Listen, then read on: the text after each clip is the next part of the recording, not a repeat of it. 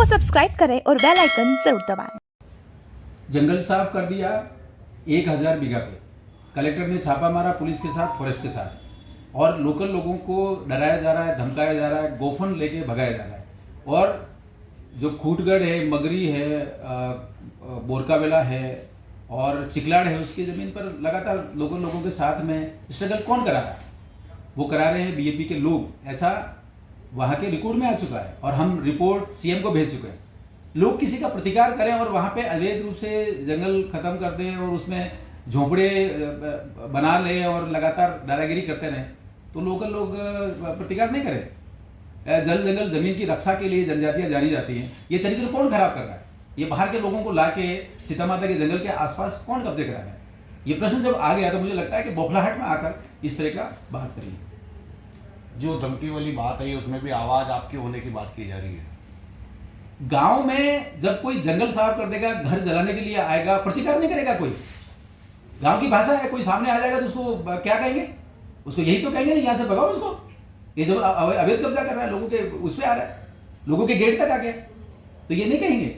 तो ये सारी बातें आने के बाद आप ये देखिए, collector Pratapgarh, forest department Pratapgarh, और जो रिपोर्टें गई हैं उनकी रिपोर्टों की तलाश कीजिए, उसमें देखेंगे आप। तो ये सारी जो चीज़ें हैं वे एक बरगलाने वाली, दादागिरी करने वाली और जंगल पर कब्जा करने वाली है, जंगल साफ करने वाली है। पर्यावरण की रक्षा के लिए जनजातियाँ जानी जाती है। भगवान बिरसा मुंडा जी का आंदोलन है, जनजातियों का बहुत प्रतीक है बड़ा। स्वाभिमान, अस्मिता और विकास अस्तित्व के लिए वो है जल जंगल जमीन की रक्षा। ये कर रहे हैं क्या? ये तो खत्म कर रहे हैं। किसका एजेंडा चला रहे हैं? क्यों दादागिरी कर रहे हैं? तो ये सारी जो बातें जब सामने आ रही हैं तो ये बौखलाहट में ये बकवास कर रहे हैं। टीएडी मंत्री पर भी आरोप लगाया है कि उनके होते हुए वहाँ पर कोक के बच्चों का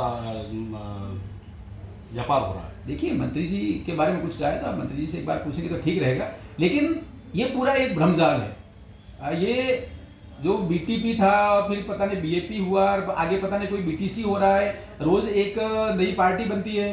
कभी तो ये राष्ट्रपति चुनाव का बहिष्कार करते हैं, कभी राज्यसभा चुनाव के लिए कांग्रेस से जाते हैं, कभी कहते हैं कि हम हमारी गाड़ी की चाबी छीन ली है, कभी कहते हैं हम आदिवासियों के लिए ये करते हैं। जब आदिवासियों के लिए कहते हैं तो फिर कहते हैं आदिवासी बेटी जब राष्ट्रपति का उम्मीदवार खड़ी हुई तो उसको वोट नहीं दिया। ये बरगलाने वाला है। और अभी अभी आया ये बिलों के जो आरक्षण मिलना चाहिए, उस आरक्षण के विरोध में ये खड़े हुए। ये तो केवल एक ही बात करें, the Catholic church of Ranchi, जो कहता है कि आदिवासियों के लिए अलग धर्म कोड चाहिए, तो ये तो चर्च का एजेंडा आगे बढ़ा रहे हैं, ऐसा लगता है।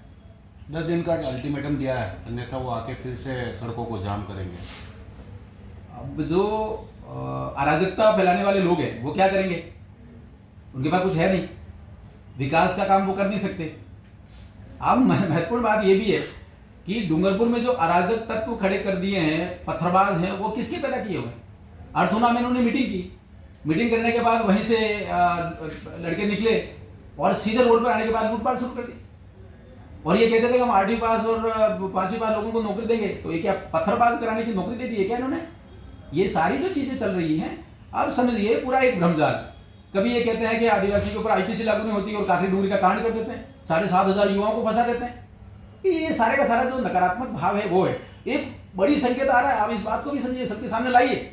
डूंगरपुर में जो वेल्थ क्रिएटर था, वहां इंडस्ट्री चलती थी, छोटा मोटा लोगों को रोजगार देते थे जो उद्योगपति, वे सारे के सारे वहां से पलायन कर गए और लगभग 350 वहां से यूनिट जो है पलायन कर गई। नया कोई आ नहीं रहा है।